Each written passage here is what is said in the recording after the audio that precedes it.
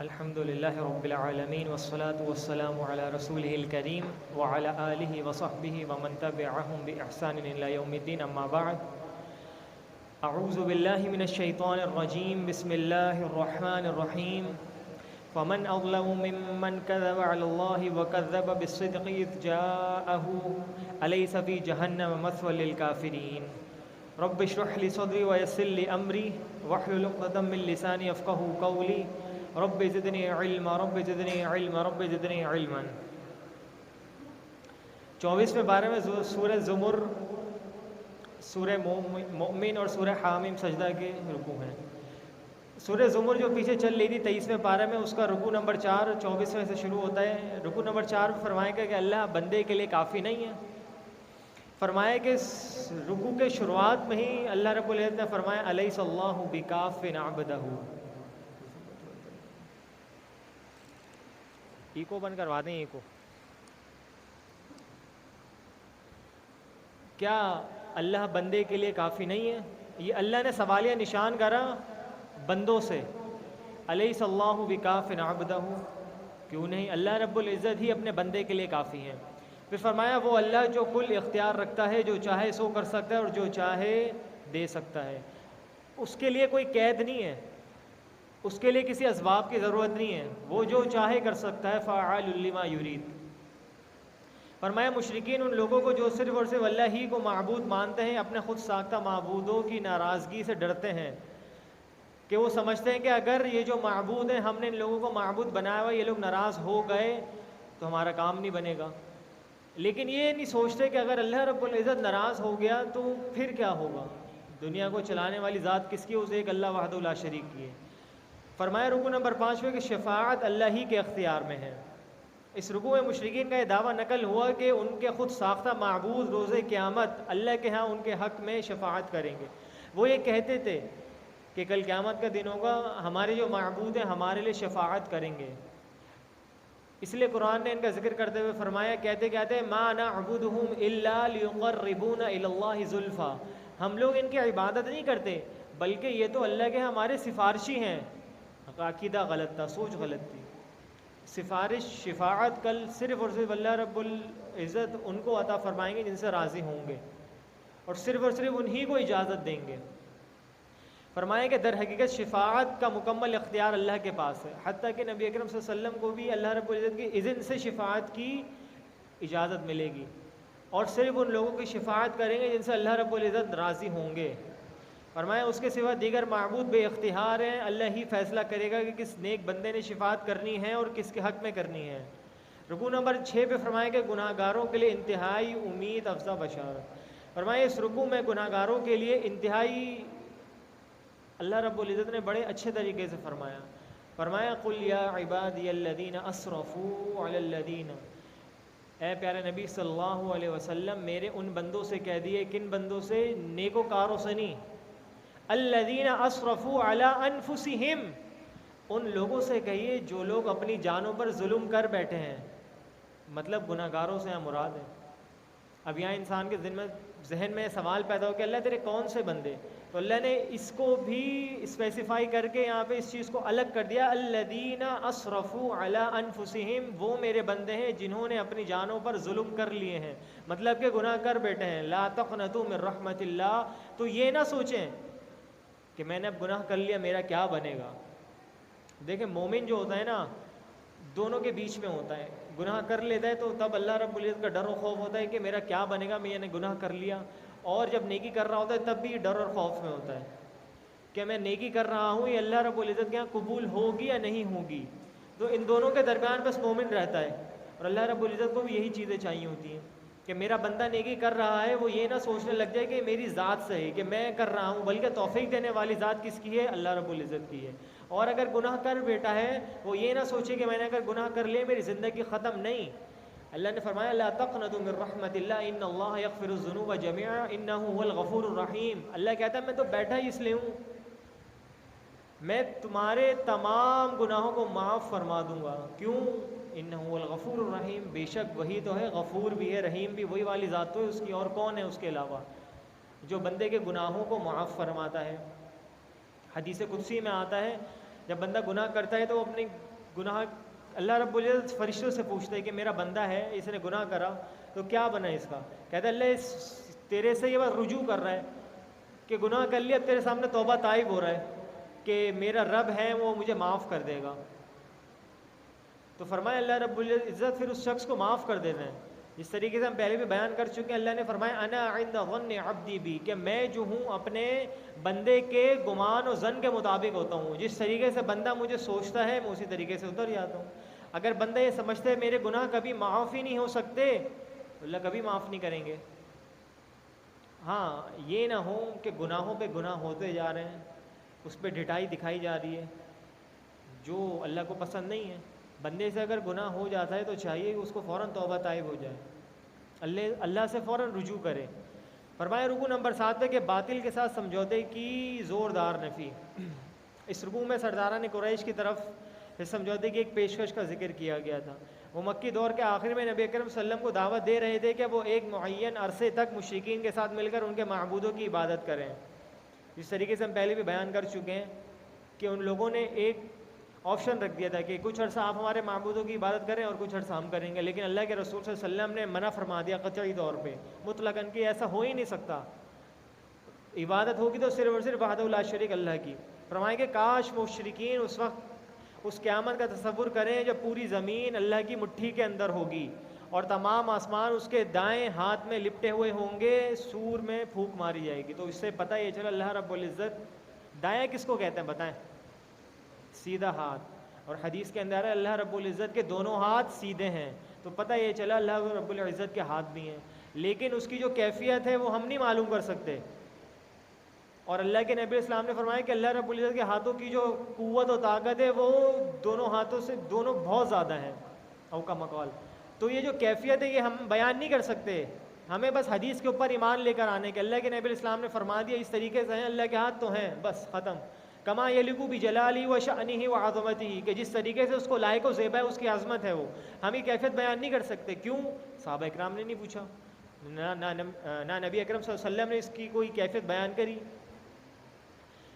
فرمایا سور میں پھونک ماری جائے گی اور تمام کی تمام انسان زندہ ہو کر میدان حشر میں حاضر ہوں گے. اللہ تعالیٰ زمین پر نزول فرمائیں گے تاکہ انسانوں کا حساب لیں. زمین نور ربانی سے جگمگا اٹھے گی، تمام انسانوں کے ہاتھوں میں ان کے نام اعمال دے دیے جائیں گے. انبیاء اور دیگر گواہ انسانوں کے اعمال پر گواہی لے کر آئیں گے اور نبی اکرم صلی اللہ علیہ وسلم تمام امت پر گواہ ہوں گے. فرمایا ہر انسان کو اس کے اعمال کا پورا پورا بدلہ دیا جائے گا اور کسی کے ساتھ کوئی ناانصافی نہیں کی جائے گی. کیوں؟ مالک یوم الدین، جو روز جزا کا مالک ہے، یہ چیز ہے کہ کسی کے ساتھ بھی کوئی ناانصافی نہیں کی جائے گی. رکوع نمبر 8 پہ فرمائے کہ قیامت کے آخری مناظر کیا ہوں گے. اس میں بیان ہوا کہ کافر دو گروہوں کی صورت میں جہنم کی طرف ہاکے جائیں گے. جہنم کے دروازے ایسے بند ہوں گے جیسے کسی قید خانے کے دروازے بند ہوتے ہیں. کبھی ہم دیکھیں نا کہیں جیلوں میں جا کر کس طریقے سے ہوتی ہیں چیزیں. جو مشہور جیلیں جو کہا جاتا ہے امریکہ میں ہے گوانتانامو جیل، اس میں کہا جائے جو ایک دفعہ چلے آتے ہیں نا پھر واپسی نہیں آتا ہے. ہم لوگ اس سے ڈرتے ہیں لیکن جہنم سے نہیں ڈرتے. تو جہنم میں جانے کے بعد انسان کی پھر واپسی نہیں ہے، الا یہ کہ اللہ رب العزت اپنی رحمت سے باہر نکال دیں. لیکن ایک دفعہ جو جہنم میں چلا گیا پھر اس کی جو سختیاں ہیں تکالیف ہیں وہ کوئی برداشت نہیں کر سکتا انسان. اللہ ہم سب کو محفوظ رکھے. فرمایا کافر اقرار کریں گے کہ ہمیں رسولوں نے خبردار کیا تھا لیکن ہماری بدقسمتی ہم نے ان کی دعوت پر توجہ نہیں دی. فرشتے کہیں گے کہ جاؤ اور ہمیشہ کے لیے جہنم میں داخل ہو جاؤ. اللہ ہم سب کو جہنم سے محفوظ رکھے. سورہ غافر رکوع نمبر 1 فرشتوں کی اہل ایمان کے لیے خوشگن دعا. فرمایا اس رکوع میں بشارت دی گئی کہ اللہ کے مقربین یعنی اس کا عرش اٹھانے والے فرشتے، اس کے ارد گرد طواف کرنے والے فرشتے اللہ کی تسبیح کرتے ہیں اور اہل ایمان کے لیے بخشش طلب کرتے ہیں. ایک تو اس کا عرش اٹھائے ہوئے اور جو طواف کر رہے ہیں مسلسل وہ کس کے لیے بخشش کی دعا کر رہے ہیں؟ اہل ایمان کے لیے. اب مجھے اور آپ کو دیکھنا چاہیے میں اہل ایمان میں سے ہوں بھی یا نہیں. فرمائے کہ جو گناہوں پر توبہ کرتے ہیں اللہ کے راستے کی پیروی کرتے ہیں، یہ ہیں اہل ایمان اصل میں. رکوع نمبر 2 پہ فرمائے کہ اہل جہنم کی عبرت ناک بیزاری. اس رکوع میں آگاہ کیا گیا کہ اہل جہنم عذاب کی شدت سے بیزار ہو کر خود کو کوس رہے ہوں گے کہ انہوں نے دنیا کی وقتی لذتوں کے بدلے خود کو کتنے بڑے شدید عذاب کے اندر داخل کر دیا. جس طریقے سے بیان ہوتا آ چکا ہے کہ دنیا کیا ہے؟ لہو و لعب، کھیل کود کا بس ایک سامان ہے یہاں پہ، اور چند ایام کی یہ زندگی ہے یہ دنیا. کل جب بندہ انسان قبروں سے اٹھیں گے نا تو گویا وہ یہ سوچیں گے کہ ہم نے صرف ایک دن یا آدھا دن گزار کے اس دنیا کے اندر آئے، ایک رات. تو فرمایا کہ جو دنیا کی زندگی ہے لذتوں والی تو زندگی ہے، لیکن اس کی کوئی وقت، اس کی کوئی اوقات نہیں ہے اللہ رب العزت کے ہاں. فرمایا اللہ فرمائے گا کہ تمہیں آج جو بیزاری ہو رہی ہے مجھے اس سے زیادہ ناراضگی ہوتی تھی جب تم دنیا میں ایمان کی دعوت کو چھٹلاتے تھے. یہ فرمایا نا میں نے، اللہ رب العزت بڑا ناراض ہوتا ہے کہ جب اس کے ساتھ کسی کو شریک کیا جائے، لیکن اس کا صبر ہے، اس کی استقامت ہے، وہ اپنی اس بات پہ صبر کرتا رہتا ہے کہ میرا بندہ، میں نے اس کو پیدا کرا، میں ہی اس کو رزق دینے والا ہوں، میں ہی اس کو اولاد دیتا ہوں، میں نے اس کو زمین کے اندر خلیفہ بنا کے بھیجا اور یہ میرے ساتھ ہی شریک کر رہا ہے. یہ ناانصافی نہیں تو اور کیا ہے؟ فرمایا اللہ رب العزت کل قیامت کے دن سے کہیں گے کہ سب سے زیادہ ناراضگی مجھے پھر اس بات پہ ہوتی تھی کہ تم میرے علاوہ کسی اور کو معبود بنا کے پوچھتے تھے. فرمایا جہنمی عرض کریں گے کہ اے ہمارے رب، آپ نے ہماری روحوں کو بنایا اور عہد الست لینے کے بعد انہیں ایک موت سے گزارا. جس طریقے سے بیان ہوا اللہ رب العزت نے تمام روح کو اوپر جمع کر اور فرمایا تھا الستو بربکم، کیا میں تمہارا رب نہیں ہوں؟ سب نے ایک ہو کر کہا بلا یا رب. فرمایا پھر انہیں زندہ کر کے جسم کے ساتھ دنیا میں بھیجا، پھر ایک موت سے دوچار کیا، پھر دوبارہ زندہ کیا. اسی طرح ہمارے ایک بار پھر دنیا میں بھیجے تاکہ ہم اپنی گناہوں کی تلافی کر سکیں. اب جہنمی کہہ رہے اللہ رب العزت سے اللہ میں دوبارہ اس دنیا میں بھیج دے. جس طریقے سے تو نے ہمیں پیدا کیا دنیا کے اندر تو جھٹلاتے رہے کہ ہم دوبارہ مریں گے تو ہمارا کوئی حساب کتاب نہیں ہے، لیکن اب عقل اور ہوش ٹھکانے آ گئے، جہنم کے عذاب کے اندر گئے، ہر چیز کو جان لیا، پہچان لیا، آنکھیں کھل گئیں بالکل. فرمایا اللہ فرمائے گا کہ ہرگز نہیں، دنیا میں تم نے توحید کی خالص دعوت کو ٹھکرایا اور ایسے نظریات کو قبول کیا جس میں اللہ کے ساتھ دیگر معبودوں کو شریک کر لیا. اللہ ہم سب کو محفوظ رکھے. رکوع نمبر 3 میں فرمایا کہ آل فرعون کی سرکشی، کہ کس طریقے سے فرعون اور اس کے وزیر نے، قارون نے کس طریقے سے سرکشی پھیلائی تھی اس میں، اور حضرت موسیٰ نے ان کو آگے دعوت دی. رکوع نمبر 4 میں فرمایا کہ مومن آل فرعون کا ایمان افروز کلمہ حق. فرمایا کہ اس رکوع میں بیان کیا ہے کہ جب فرعون نے اپنے دربار میں حضرت موسیٰ کو شہید کرنے کا ناپاک منصوبہ پیش کیا تو ایک مرد مومن نے فرعون کے خلاف کلمہ حق کہہ کر ایمان افروز جہاد کیا. جس طریقے سے حضرت ابو بکر صدیق رضی اللہ عنہ کے بارے میں بھی یہ چیز آتی ہے کہ جب نبی اکرم صلی اللہ علیہ وسلم کو لوگ بری طریقے سے مار رہے تھے، آپ کو برا برا کہہ رہے تھے، تو حضرت ابو بکر آئے. یہ ہجرت سے پہلے کی بات ہے، اوائل کی، جب نبی اکرم صلی اللہ علیہ وسلم کو نبوت ملی تو اس وقت آپ کی جو دعوت تھی اس وقت کے واقعات میں آتا ہے کہ حضرت ابو بکر کہنے لگے کہ تم ایسے شخص کو مار رہے ہو جو کہتا ہے کہ میرے رب صرف ایک اللہ ہے. وقال رجل، کہ اس شخص کو مار رہے ہو، اور وہ رجل کون تھے؟ ابو بکر. تو اللہ کے نبی صلی اللہ علیہ وسلم کو بچاتے بچاتے مشرکین نے کیا کر حضرت ابو بکر پر حملہ کر دیا اور اتنا آپ کو مارا، اتنا آپ کو مارا کہ آپ کی شکل پہچان میں نہیں آ رہی تھی. اللہ اکبر کبیرہ. حضرت ابو بکر نے بھی اتنی مظالم اور اتنی سختیاں جھیلی ہیں. کبھی یہ ہم نہ سمجھیں کہ جو بڑے بڑے کبار صحابہ ہیں ان پہ کوئی ظلم، کوئی ستم نہیں ہوا، کوئی مظالم نہیں ہوئے، بلکہ جتنا بڑا مقام و مرتبہ تھا تو اللہ رب العزت نے اتنی ہی بڑی آزمائش سے ان کو گزارا. تو انسان کو بھی یہ سوچنا چاہیے. خود انسان اللہ رب العزت کے ساتھ اپنے آپ کو جوڑ سکتا ہے کہ میرا مقام اللہ کے ہاں کیا ہے. اگر میرے کو چھوٹی چھوٹی آزمائشیں مل رہی ہیں تو میں یہ جان لوں کہ ہو سکتا ہے ابھی میرا مقام و مرتبہ اللہ کے یہاں چھوٹا سا ہے بالکل. اس چیز کو ہم خود دیکھ سکتے ہیں نا، حساب کتاب ہم خود کر سکتے ہیں. حضرت ابو بکر کو دیکھیں، حضرت عمر، حضرت عثمان رضی اللہ عنہ کو کس طریقے سے شہید کیا گیا ان کے گھر میں گھس کر. حضرت علی رضی اللہ عنہ کو کس طریقے سے شہید کیا گیا. تو حضرت ابو بکر رضی اللہ عنہ جب ان کو ہوش آیا، آپ رضی اللہ عنہ کے الفاظ کیا آتے؟ پیارے نبی صلی اللہ علیہ وسلم کہاں ہیں؟ آپ مجھے ان کا دیدار کر رہا ہے، ان سے ملوائیں. وہ ٹھیک ہیں، منہ سے خون بہہ رہا ہے، چہرہ پہچانا نہیں جا رہا، ایک آنکھ بند ہے، اتنے زخمی ہوئے ہیں کہ اٹھا نہیں جا رہا، لیکن جیسے ہی اٹھتے ہیں ہوش آتے کیا کہتے ہیں؟ پیارے نبی صلی اللہ علیہ وسلم کا. یہ محبت تھی آپ علیہ الصلوۃ والسلام سے. یہ محبت تھی کہ محبت کی حد کو پار کر دیا. آپ علیہ الصلوۃ والسلام سے محبت اس انداز میں کرنی ہے. کہ اس کے کوئی حدیں نہیں ہے اس کے آگے، اس بات کو یاد رکھیے گا. لا محدود ہے آپ علیہ السلام سے محبت کے تقاضے. محبت کرنی ہے تو پھر جان بھی جائے گی، مال بھی جائے گا. اگر میں محبت میں سچا ہوں تو تبھی اللہ رب العزت آزمائشوں سے مجھے گزار کر سرخرو کریں گے. اگر محبت میں سچا نہیں ہوں تو پھر آزمائشیں میری ایسی بیکار جائیں گی. فرمایا رکو نمبر 5 پہ مومن آل فرعون کا رقت آمیز باعث. اس میں مومن آل فرعون کا یہ رقت آمیز باعث نقل ہوا کہ دنیا کی لذت وقتی جبکہ آخرت کی نعمتیں بہتر اور دائمی ہیں. اللہ کے نافرمانوں کو آخرت میں سزا ملے گی اور فرما برداروں کو جنت میں بغیر حساب نعمتوں سے نوازا جائے گا. مومن بندے کی دعوت حق کے جواب میں آل فرعون نے اسے پھر سے کفر اور شرک کی راہ اختیار کرنے پر مجبور کرا. تو اس پر پھر بندے کو ڈٹ جانا چاہیے. رکوع نمبر 6 پہ فرمائیں کہ اللہ اہل حق کی ضرور مدد فرمائیں گے.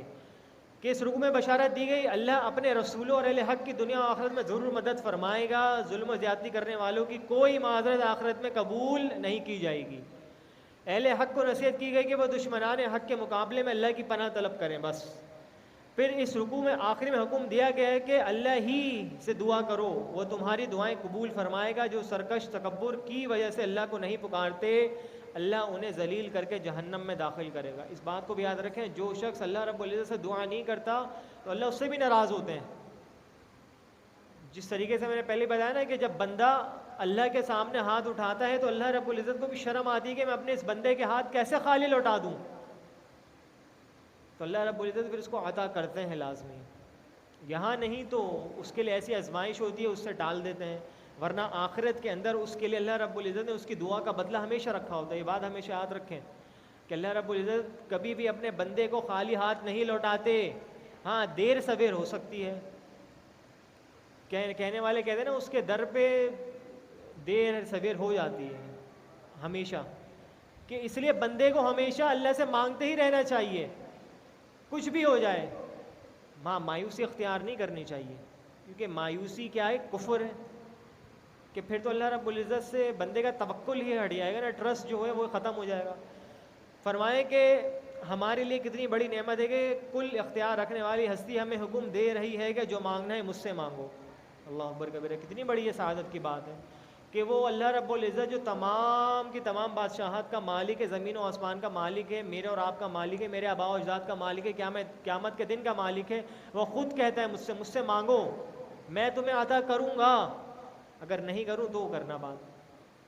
تو اتنی بڑی ذات ہے، وہ خود مجھ سے کہہ رہی ہے مجھ سے مانگو. اگر وزیر اعظم مجھ سے بولیں میرے گھر پر آ کے مجھے فون کر کے کہ مانگو بھائی احتشام تمہیں کیا چاہیے، جو چیز چاہیے میں تمہیں عطا کرتا ہوں آج، تو میں تو پاگل ہو جاؤں گا کہ بھائی اتنی بڑی ہستی مجھ سے کہہ رہی ہے. جو تمام کا مالک ہے، ہم سب کا جو مالک ہے وہ ہم سے خود کہتا ہے میرے بندے تو مجھ سے مانگ تو صحیح، مجھ سے طلب تو کر، مجھ سے توبہ استغفار تو کر. اگر میں تجھے معاف نہ کروں، اپنی رحمت کے دروازے نہ کھولوں تو مجھ سے تو کہنا، تو پھر گلا شکوہ کرنا. تو اللہ رب العزت تو چاروں طرف سے مجھے چاہتا ہے کہ میں اس کی رحمت کے سائے تلے آ جاؤں، اس کے عرش کے سائے تلے آ جاؤں. صحیح بخاری کے اندر حدیث ہے، حدیث کے اندر آتا ہے کہ جب بندہ اللہ رب العزت کے ہاں 1 انچ بڑھتا ہے اللہ اس کی طرف 4-5 فٹ بڑھ کر آتا ہے. بندہ چل کر آتا ہے اللہ رب العزت اس کی طرف دوڑ کر آتا ہے. تو کتنا بڑا رب ہے یہ، کتنی بڑی اس کی شان ہے. اللہ اکبر کبیرہ. کہ اس کی جتنی تعریفات میں کروں، تمجیدات میں کروں، تمہیات بیان میں کروں، میری زبان کم پڑ جائے. یہ سمندر کی اگر سمندر پوری کی پوری سیاہی بن جائیں اور اللہ رب العزت کی تعریفات لکھنا شروع کر دیں تو تمام سمندر ختم ہو جائیں گے، لیکن اللہ کی تعریفات ختم نہیں ہونے والی. کما یہ لکھو بھی جالی، جس طریقے سے اللہ تو نے اپنی تعریف کری ہے بس ویسے ہی ہے، ہم نہیں کر سکتے، ہم تیرے عاجز بندے ہیں. فرمایا رکوع نمبر 7 میں کہ دعا اسی سے مانگو جو حقیقی محسن ہے. کبھی احسان کرنے والے ہوتے ہیں نا، اگر کوئی ہمیں احسان ہمارے اوپر کر دے تو ہم ساری زندگی اس کے احسان کے تلے دب کے رہ جاتے ہیں کہ یار اس شخص نے میرے ساتھ مشکل وقت میں کام آیا تھا. تو وہ جو رب ہے جو ہمیشہ مشکلات میں خوشیوں میں ہمارے کام آتا ہے، وہ سب سے بڑا جو محسن ہے، سب سے بڑا جو احسان کرنے والا ہے، اس کو ہم بھول جاتے ہیں. فرمائیں کہ اللہ کے بندوں پر احسانات کا ذکر ہے کہ اس نے رات ہمارے لیے آرام و سکون اور دن کام کاج کے لیے بنایا، زمین کو بچھونا بنایا اور آسمان کو محفوظ چھت بنایا، ہمیں عمدہ صورت میں تخلیق کیا اور انتہائی پاکیزہ رزق عطا کیا. رکن نمبر 8 پہ فرمایا کہ جھٹلانے والوں کا برا انجام. اس رکوع میں آگاہ کیا گیا کہ دعوت حق کو جھٹلانے والے بہت بڑے مجرم ہیں، انہیں نام و نہاد مذہبی پیشوا اپنے مفاد کے خاطر پھیلا رہے ہیں۔ رکوع نمبر 9 پہ فرمایا کہ مشرک قوموں کے انجام سے سبق حاصل کرو۔ ارشاد ہوا کہ اللہ نے انسان کی سہولت اور فوائد کے لیے چوپائے اور کشتیاں بنائی ہیں۔ اللہ کی بے شمار نعمت استعمال کرنے کے باوجود انسان اللہ کی اکثریت اللہ کی نافرمانی کر رہی ہے انسانوں کی۔ ہم دیکھیں اگر اپنے معاشرے میں نظر دوڑا کے ہم سب اللہ رب العزت کی نافرمانی کر رہے ہیں، فردن لے لیں، انفرادی طور پہ لے لیں یا پھر اجتماعی طور پہ لے لیں۔ سورہ فصلت یہاں سے شروع ہوتی ہے، اللہ کی تعریف، اللہ کی طرف دعوت دینے کا بیان۔ فرمایا رکوع نمبر 1 پہ قرآن کی عظمت اور مشرکین کی ہٹ ڈرمی بیان کیا ہے کہ قرآن کریم ایک فصیح اور بلیغ عربی زبان میں نازل کیا گیا ہے جس سے اس کتاب کا سمجھنا آسان ہو گیا ہے۔ اب اللہ کہہ رہے ہیں کہ عربی زبان میں قرآن ہم نے نازل کیا ہے اور اس کو سمجھنا بہت ہی آسان ہے۔ تو اللہ رب العزت کا فتویٰ ہے یہ، جو سب سے بڑے مفتی اعظم ہیں، کہ عربی زبان سب سے آسان زبان ہے اس دنیا کی، اور قرآن کو سمجھنے کے لیے اس سے زیادہ آسان زبان اور کوئی ہو ہی نہیں سکتی۔ فرمایا کفار مکہ کی بدقسمتی ہے کہ وہ اتنی عظیم نعمت کی ناقدری کر رہے ہیں اور بڑی ہٹ دھرمی سے اس کی تعلیمات کو جھٹلا رہے ہیں۔ ایسے ناشکروں کے لیے ہلاکت و بربادی ہے۔ اس کے برعکس جو لوگ قرآن حکیم کی دعوت قبول کر رہے ہیں اور اس کی تعلیمات پر عمل کر رہے ہیں، ان کے لیے ایسا اجر ہے جس کا کوئی حساب کتاب نہیں ہے، ان لمیٹڈ، لا حساب۔ رکوع نمبر 2 پہ فرمایا کہ شرک کرنے والوں کا انجام۔ اس رکوع میں بیان کیا گیا کہ زمین اور اس کے جملہ خزانے 4 دنوں میں بنائے اللہ نے۔ ساتوں آسمان اور زمین اللہ رب العزت نے تخلیق کی۔ پھر فرمایا کہ جس اللہ نے سب تخلیق عمل کیا ہے، کیا کوئی اور اس کا شریک ہو سکتا ہے؟ افسوس ہے شرک کرنے والوں پر، اگر وہ باز نہ آئے تو ان کا انجام بھی وہی ہوگا جو پچھلی قوموں کا ہوتے ہوئے آ گیا ہے، قوم نوح کا، قوم لوط کا، قوم عاد کا، قوم ثمود کا، آل فرعون کا، ابو جہل کا، ابو لہب کا، کس طریقے سے انہوں نے اللہ کے ساتھ شرک کرا اور اللہ رب العزت نے ان کے ساتھ کیا کیا برے انجام کرے۔ رکوع نمبر 3 میں فرمایا کہ مجرمین کے خلاف ان کی آنکھوں، کان اور کھالوں کی گواہی۔ اس طریقے سے ہم نے کل سنا سورہ یاسین کے اندر، فرمایا اللہ رب العزت نے الم اعہد الیکم یا بنی آدم اللہ تعبدوا الشیطان، کیا نہیں میں نے تم لوگوں سے عہد لیا تھا ابن آدم کہ شیطان کی عبادت نہیں کرنا؟ کہیں گے بالکل اللہ تو نے لیا تھا۔ اب اللہ رب العزت کیا کریں گے؟ زبان پر مہر لگا دیں گے، سل جائے گی کل قیامت کے دن زبان۔ الیوم نختم علی افواہہم وتکلمنا علی ایدیہم وتشہد علی ارجلہم، کہ کل قیامت کا دن ہوگا، اللہ رب العزت ہاتھوں کو بلوانا شروع کر دیں گے۔ یہ جو پورے ہیں نا، انگلیوں کے پورے، یہ سب میرے خلاف گواہی دینے والے ہیں کل۔ میری آنکھیں، میرے پیر، میرا جسم کا ہر ایک عضو اللہ رب العزت کے ہاں گواہی دے گا، کس کے خلاف؟ میرے خلاف۔ انہی لذتوں کی خاطر میں نے یہ گناہ کرے، ان ہاتھوں سے، اس زبان سے، ان کانوں سے، ان آنکھوں سے، ان پاؤں سے چل کے میں گیا، کل قیامت کے دن یہی سب میرے خلاف گواہی دیں گے۔ انسان بولے گا بھائی کیا ہو گیا تمہیں بچانے کے لیے تو میں یہ سب کر رہا ہوں۔ فرمائیں گے کہ آج ہمیں اس اللہ رب العزت نے بولنے کی طاقت عطا فرمائی ہے جو سب کو بولنے کی طاقت دے سکتا ہے۔ تو کتنا یہ برا مقام ہوگا ہمارے لیے، کتنی ذلت اور رسوائی کی بات ہوگی کہ میرا جسم خود میرے خلاف گواہی دے گا۔ سوچنے کی بات، ذرا اس بارے میں سوچیں کس طریقے سے یہ میں گناہ کرتا ہوں، ان اپنے ہاتھوں سے، اپنے پیروں سے، اپنے ہر ایک جسم کے اعضاء سے، کل قیامت کے دن سب گواہی دینے والے اللہ کے ہاں۔ رکوع نمبر 4 پہ فرمائے کہ تبلیغ قرآن میں رکاوٹ ڈالنے کا انجام۔ فرمائے کہ مشرکین مکہ کا ایک قول نقل ہوا کہ اگر اپنا غلبہ برقرار رکھنا ہے تو قرآن کی تبلیغ میں رکاوٹ ڈالو۔ قرآن کی تبلیغ جاری رہی تو لوگ اس کی تاثیر سے فیض یاب ہو کر دائرہ اسلام میں داخل ہو جائیں گے۔ فرمائے کہ آخرکار اسلام غالب ہو جائے گا۔ تبلیغ قرآن کے دشمنوں کو دھمکی دی گئی کہ عنقریب انہیں قرآن دشمنی کی بدترین سزا مل جائے گی۔ ابھی ہم دیکھیں جو شخص بھی قرآن کے خلاف گیا، اس نے قرآن کی بے حرمتی کری، اللہ رب العزت نے اس کا کس طریقے سے برا انجام کرا اس دنیا میں بھی ہم دیکھ سکتے ہیں۔ چارلی ایبڈو جو تھا، مشہور تھا نا یورپ میں، جو 2 مسلمانوں نے، 2 مجاہدین نے ان کو جو شہید کرا تھا، چارلی ایبڈو کو، کافی بہت پرانی بات ہے یہ، بہرحال ابھی یوٹیوب پہ لکھیں تو انشاءاللہ آ جائے گا۔ وہاں پہ گھس کر اس کے پریس کے اندر اس نے نبی اکرم صلی اللہ علیہ وسلم کا کارٹون بنایا تھا، غستاخی کری تھی، وہاں پہ گھسے، اس کو قتل کرا، صرف اور صرف اس کو، اور خود بھی جام شہادت نوش فرما لی۔ تو اگر ہم یہ کام نہیں کریں گے تو اللہ رب العزت نے تو پہلے ہی کہہ دیا ہے کہ میں ایسی قوم کو پیدا کر دوں گا جو اللہ کی اطاعت کرے گی، اللہ کی نافرمانی نہیں کرے گی۔ آج جو ہمارے کام کرنے کے تھے آج وہ ہم سب چھوڑ چکے ہیں۔ قرآن پر عمل ہمارا نہیں ہے، احادیث پر عمل ہمارا نہیں ہے۔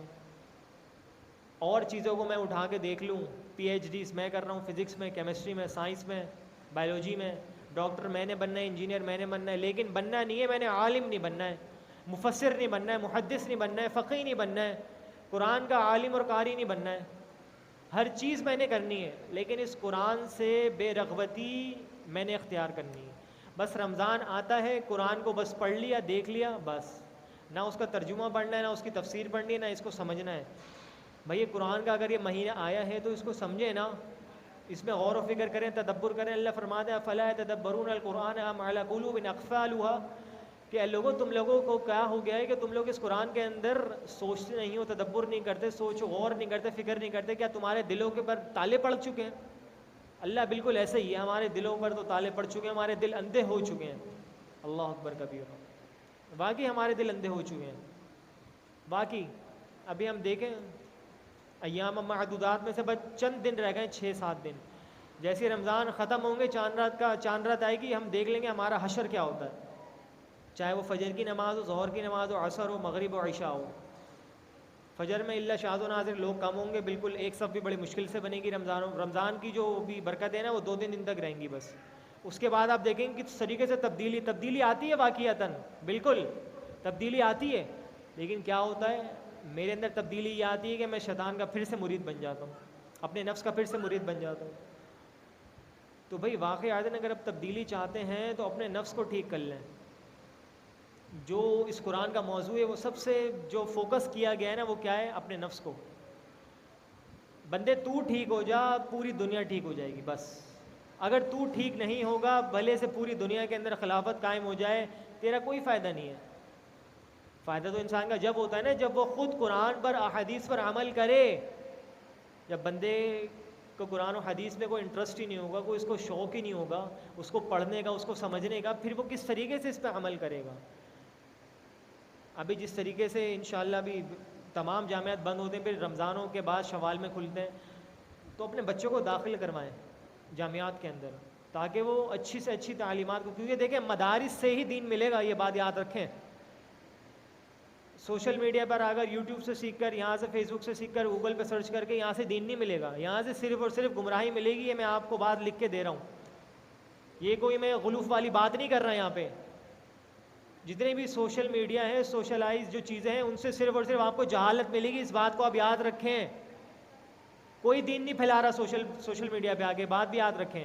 اصل جو دین ہے وہ مدارس کے اندر ہی ہے بس، اور کہیں نہیں ہے۔ اور آج ہم دیکھیں ہماری جو اکثریت ہے وہ مدارس سے متنفر ہوتی جا رہی ہے۔ کیا وجہ ہے؟ مولویوں کو کوئی گھاس سے نہیں ڈالتا۔ بھئی یہ علماء ہی ہیں جو اس امت کے سرمایہ ہیں۔ اگر یہ امت کا جو سرمایہ اس کو ہم دیکھیں گے نہیں، سمجھیں گے نہیں، پرکھیں گے نہیں، تو ہم کہاں سے چیزوں کو حاصل کریں گے؟ رکوع نمبر 5 میں فرمایا کہ بہترین بات دعوت الی اللہ ہے۔